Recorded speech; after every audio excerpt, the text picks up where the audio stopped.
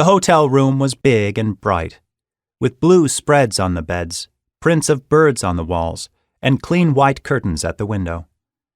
Carrie and Taylor Rodifer, identical twins, put their suitcases on the beds, then looked at each other. "It's going to be great here," signed Taylor, her graceful fingers making words in the air. "It's been so hot back home that it'll be nice to have some cool mountain air for a change."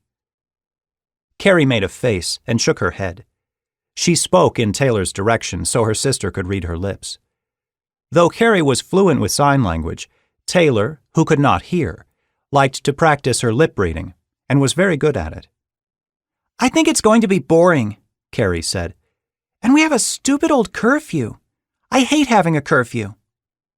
"Carrie," signed Taylor, "it's not going to be any fun if you stay mad at Mom the whole time."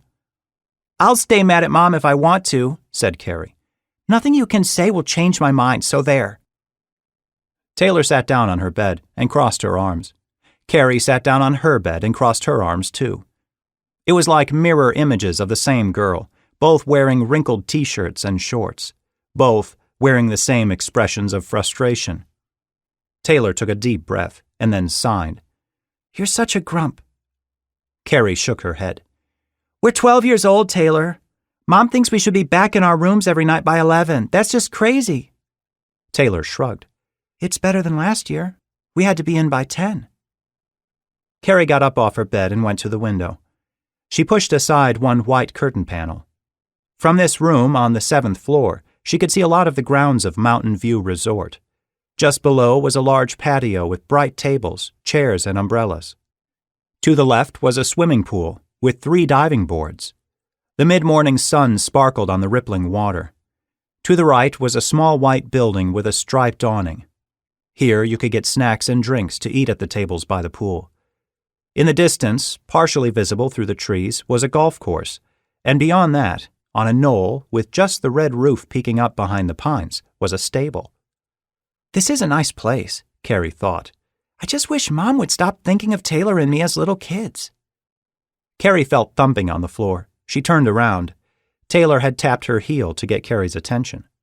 "What?" "You want to go out and look around?" Taylor signed. "I guess," said Carrie. "Let's put our clothes away first, though. I don't want Mom and Dad fussing about that, too." The girls swung their suitcases onto their beds and began to put their things into the chest of drawers. Carrie insisted on the top 2. Taylor took the bottom 2. It was mid-July, and even though it had been almost unbearably hot back home in the little town of Derry, New York, it was cooler up here beside the Catskill Mountains. Carrie and Taylor's parents worked at the Derry News Leader. This vacation in the mountains was really a conference Mr. and Mrs. Rodifer attended each summer, the New York Press Association convention. Different summers brought them to different vacation spots. One year it had been a beach on Long Island. Another year it had been way up north in Buffalo. There were always meetings for Mr. and Mrs. Rodifer, but the convention planned activities for the kids too. Parties, movies, sporting events, contests. But nobody 12 and over, went to the kids' events, as far as Carrie could remember.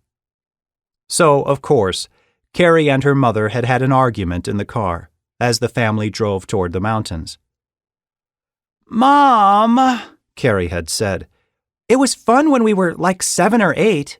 The pool parties and hay rides were pretty cool.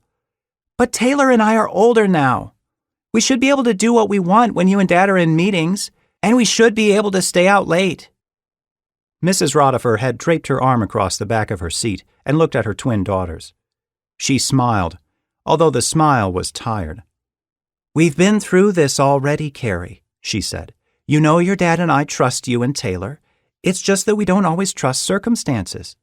Other people, other situations." "I don't think you do trust us, Mom," said Carrie. "Well," Mr. Rodifer added with a shake of his head, "I can think of a number of times that we've asked you to do things, Carrie, only to find you've forgotten or decided it wasn't important." Carrie took a deep, sharp breath. "So you don't trust me?